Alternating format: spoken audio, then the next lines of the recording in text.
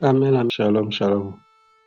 Éternel Dieu, nous te disons encore merci pour ta fidélité, merci pour ta bonté, merci pour ces merveilleux messages et ces exhortations que tu nous donnes encore ce matin. Pour compléter quelque chose qui manque encore notre foi afin que nous rapprochions de toi et que nous menions une vie qui t'est agréable. Au nom de Jésus. Amen, amen. Donc, l'exhortation que je vais partager ce matin, c'est nous sommes déjà affranchis. Vivons comme des affranchis. Amen. Nous sommes déjà affranchis. Vivons comme des affranchis. Je vais commencer par une petite histoire. Tout animal qu'on attache pendant un bon moment, quand on le détache, l'animal n'a pas conscience qu'il est libéré. Il n'a pas conscience qu'il est affranchi. Donc il reste encore là pendant longtemps jusqu'au moment où quelqu'un viendra le chasser et dans sa fuite, il constate qu'il est libéré. C'est la même chose que le Seigneur Jésus est venu faire. Nous étions dans le marché, nous étions des esclaves. Nous étions des esclaves de la loi, du péché et de la mort. Nous étions sous l'esclavage de Satan et de la loi du péché et de la mort. Nous étions sous l'esclavage de la chair. Mais Jésus est venu. Il est venu dans ce marché-là. Il nous a rachetés par sa vie. Dieu nous a rachetés par la vie de Christ. Christ a accepté de payer ce prix. Christ est la rançon, est le prix que Dieu a payé pour nous affranchir. Donc, il nous a libérés de l'esclavage, il nous a délivrés, il nous a rendus libres. Donc, chacun est libre. Donc, nous ne sommes plus sous l'ancien maître, mais nous sommes libres. Et nous sommes sous la loi de l'esprit de vie. Donc, Christ nous a laissés à la loi de l'esprit de vie. Donc, nous devons accepter ça et vivre ça.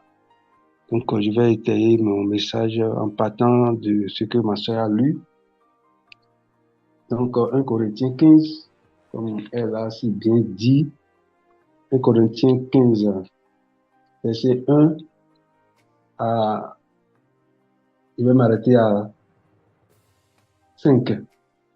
À 5.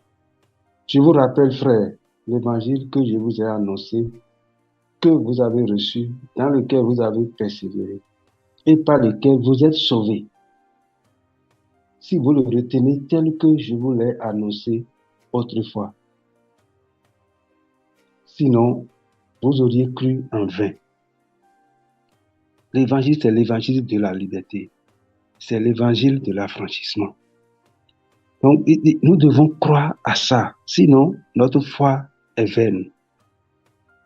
Si nous n'avons pas cru à ce que Jésus nous a affranchis, notre foi est vaine. Et il continue en disant, je vous ai enseigné tout.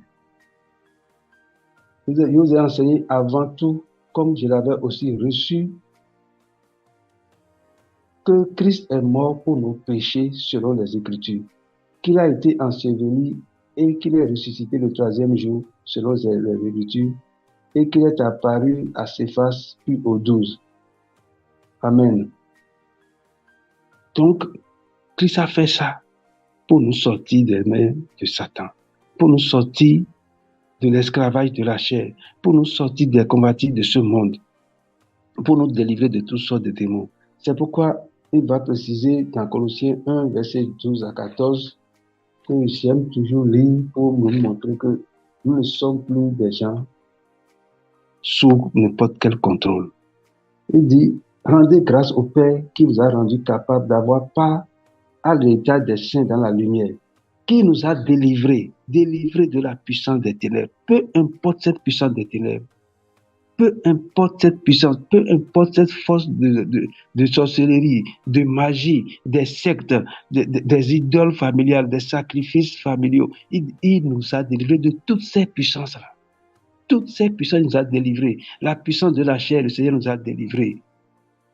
Il nous a délivrés de ça. Et il dit, nous sommes capables d'avoir part aux héritages. L'héritage, c'est quoi?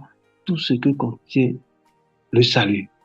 Dans le salut, il y a il y a les maladies. Dans le salut, il y a les démons. Dans le salut, il y a la guérison, il y a la vie, il y a la bénédiction, il y a la force, il y a le courage, il y a tout dans le salut là, il y a tout.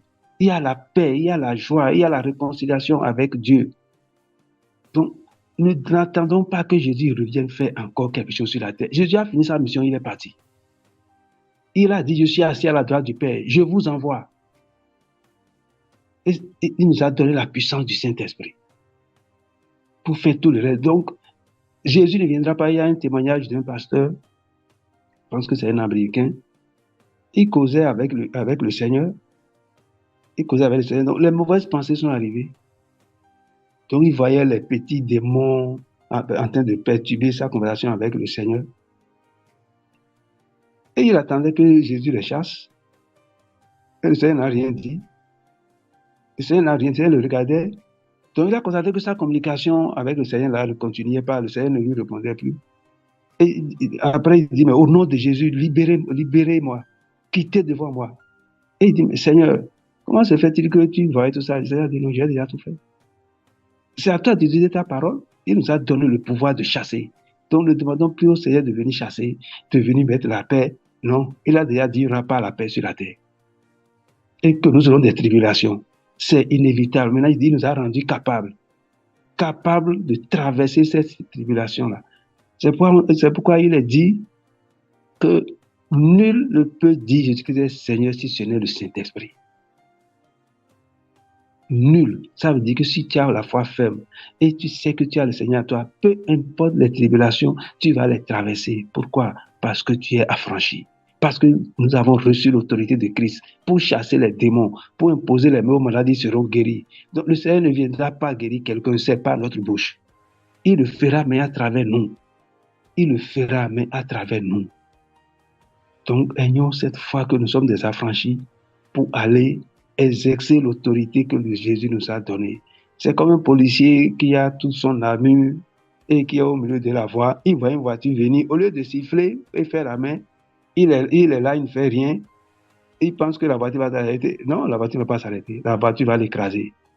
Parce qu'il a l'autorité, il a le pouvoir, il a les outils, le sifflet et tout. Et il n'a pas utilisé. Donc, nous avons nos mains, nous avons notre bouche et nous avons les armures du Saint-Esprit qui sont dans Éphésiens 6.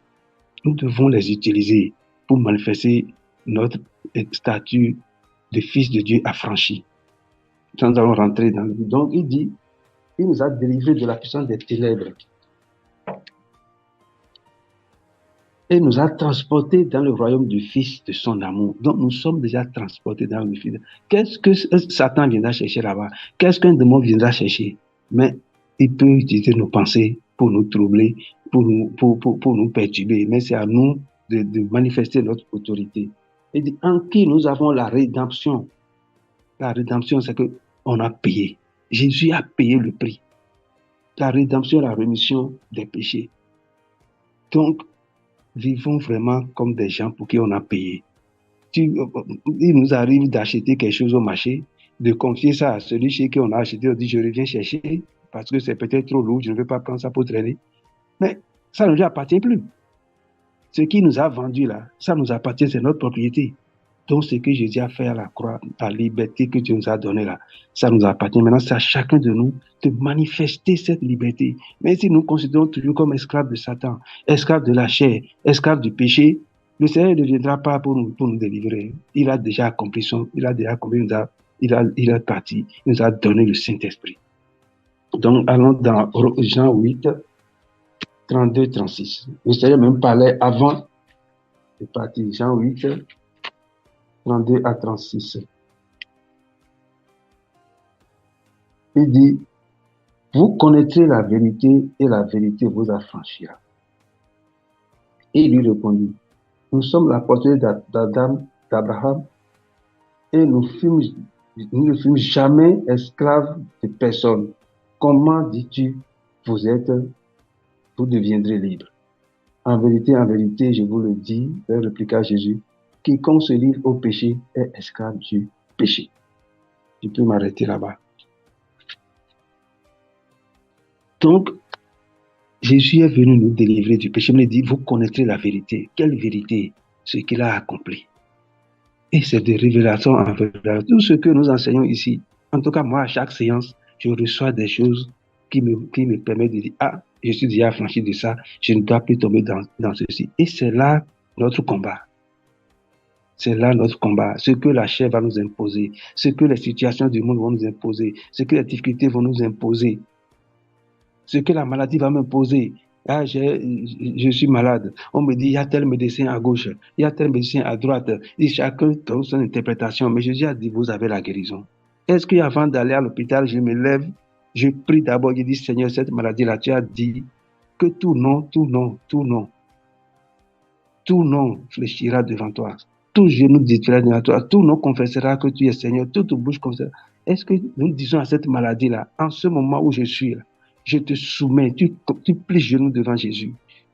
Tu appelles son nom, le nom que les médecins ont donné. Mais le Seigneur, lui, connaît son vrai nom. Tu dis, Seigneur, au nom de Jésus, sous ton vrai nom, sous le nom que les médecins ont donné, je te chasse. Et je dis que tu ne vas pas dominer. Tu ne vas pas perturber ma vie. Tu ne vas pas consommer mon budget. Ça, ce sont les esprits de pauvreté. Ça a fait tout. Et puis, de temps en temps, dès que tu as un peu de ressources, si tu n'es pas malade, tu as un problème, c'est ta voiture, et ainsi de suite. Donc, nous devons aussi proclamer l'affranchissement de nos ressources. L'affranchissement de nos ressources. Tout revenu que je reçois, je dois déclarer que cet argent-là, c'est pour glorifier Dieu. C'est l'œuvre de ma main. Le Seigneur a dit que je vais manger le pain de repos. Donc cet argent-là, c'est un argent de repos. Ce ne sera pas l'argent pour les voitures, ce ne sera pas l'argent pour la maladie. Donc nous devons utiliser notre parole pour manifester notre affranchissement. Donc c'est la vérité, la révélation que nous recevons chaque jour qui nous affranchit. Galates 5, verset 1 à 5. Galates 5, je vais lire ça rapidement. Galates 5. Donc, on va lire le verset 5. Devenez donc les imitateurs de Dieu comme des enfants bien-aimés et marchez dans la charité à l'exemple de Christ qui nous a aimés et qui s'est livré lui-même à Dieu pour nous comme une offrande et un sacrifice de bonne odeur. Donc, il est venu, il s'est livré en sacrifice. Donc, nous ne devons plus rester sous cet esclavage, peu importe ce qu'il nous impose. Les affaires de tenue, les affaires de nourriture, de quoi. La loi est accomplie. Jésus a dit, je l'ai accomplie. Aucun homme dans la chair ne peut accomplir cette loi. Et c'est ça que Christ est venu faire. Et c'est ça qu'on nous a rappelé dans 1 Corinthiens 15. Aucun homme, Moïse lui-même n'a pas pu. Moïse lui-même n'a pas pu. Donc, c'est pas à nous de faire des efforts pour dire je ne vais pas faire, je ne vais pas. Non. De plus en plus, comme ça a été encore enseigné durant cette semaine, et on a fait un débat hier avec le président dans les questions-réponses, de plus en plus, selon la révélation que nous recevons, acceptons que nous sommes affranchis et marchons dans l'affranchissement réel. Marchons comme des gens qui sont vraiment affranchis. Donc, ne nous gênons plus pour dire, ah, il y a tel péché, je ne t'ai pas tomber dedans. Plus tu fais le péché, plus tu vas tomber dedans. Mais si on se concentre sur la vie de l'esprit, sur les fruits de l'esprit, pour faire notre bilan au quotidien, nous allons vivre. Nous sommes vraiment des affranchis. Et seule la vérité de Christ va nous affranchir. Les paroles révélées vont nous affranchir. Ce que nous recevons à travers ce forum, c'est ça qui va nous affranchir, pas autre chose. Donc, je pense que Galates 5, là, j'ai lu autre chose. Hein. Je vais relire ça. Galates 5, il dit, c'est pour la liberté que Christ nous a affranchis. Demeurez donc fermes et ne vous laissez pas mettre de nouveau sous le joug de la servitude. Ne nous laissons pas. Et le verset 4 nous dit, vous êtes séparés de Christ, vous tous qui cherchez la justification dans la loi, vous êtes déchus de la grâce. Pour nous, c'est de la foi que nous attendons par l'Esprit, l'espérance de la justice, verset 6, car en Jésus-Christ, ni la circoncision, ni l'incirconcision dans les valeurs, mais la foi qui est agissante par l'amour. La foi qui est agissante par l'amour. Donc, en toute chose, sachons que nous sommes affranchis. Et en voulant manifester l'amour, nous allons voir que nous allons produire les fruits de l'esprit. Nous allons produire les fruits de l'esprit. Nous sommes dans le royaume de l'amour. Ça veut dire que tout se conjugue amour. Tout se fait amour. Tout se dit amour. Tout dans le royaume de l'amour là. Tout se fait dans l'amour, par l'amour et pour l'amour. Donc, pour évangéliser, appuyons-nous sur le fait que nous sommes réellement affranchis. Nous sommes des gens libres, des gens délivrés. Christ a déjà payé tout le prix. Aucune pénitence n'est encore nécessaire aujourd'hui. Aucune pénitence n'est nécessaire. La seule pénitence qui est nécessaire, là, c'est ce que nous faisons ici. Nous réveiller à 4 heures, pour prier, pour échanger, nous lever et malgré les fatigues, à 22 heures ou bien à 20 heures, se mobiliser encore pour venir écouter la parole, s'asseoir pour méditer seul, écouter le Seigneur et prier. C'est la seule pénitence qui vaut le coup aujourd'hui pour la marche dans la foi. Plus des efforts inutiles, mais nous devons chercher en toute situation, Seigneur, qu'est-ce que tu dis? Et retourner dans la parole pour recevoir la solution. Jésus est la solution. Il n'a pas la solution, il est la solution. Le Saint-Esprit en nous est la solution. La parole de Dieu que nous avons devant nous est la solution. Nous n'avons pas à dire, Seigneur, donne-nous la solution. Non, non, non. Lui-même, il est la solution. Il est en nous, il a donné sa parole. Il peut nous parler dans n'importe quelle situation. Il est la solution. Donc, essayons d'écouter le Seigneur, d'écouter la voix intérieure. Parce qu'il a dit, j'éveille vos oreilles chaque matin comme les oreilles des disciples. Donc, il nous a éveillés encore ce matin pour nous parler à travers chacun de nous. Donc, reprenons ces messages, recevons ce qui est dit et mettons-les en pratique. Et comme l'a dit hier le pasteur Zach, c'est de jour en jour que nous allons marcher. Nous allons démontrer que nous sommes des fils de Dieu. C'est de jour en jour que nous allons montrer que nous sommes des convertis. En faisant quoi? En mettant en pratique tout ce que nous partageons ici. En mettant en pratique. Si on ne comprend pas, on va dire, Seigneur, donne-moi la révélation, donne-moi la compréhension. Et en comprenant, nous allons marcher. C'est pourquoi il dit, je vous ai appelé, vous êtes mes témoins, afin que vous sachiez, que vous compreniez et que vous pratiquiez.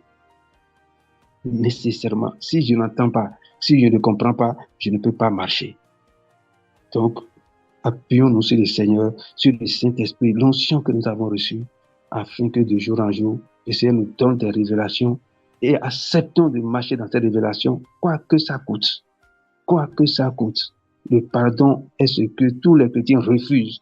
Le pardon instantané, nous refusons. Dis à mon frère, ma soeur, pardonne-moi. Et recevoir le pardon de mon frère, ma soeur, instantanément. Ah, j'ai entendu, tu vais analyser quoi? Nous voulons analyser quoi? Il est venu demander pardon. Acceptons. Nous avons demandé pardon. Continuons la marche ensemble.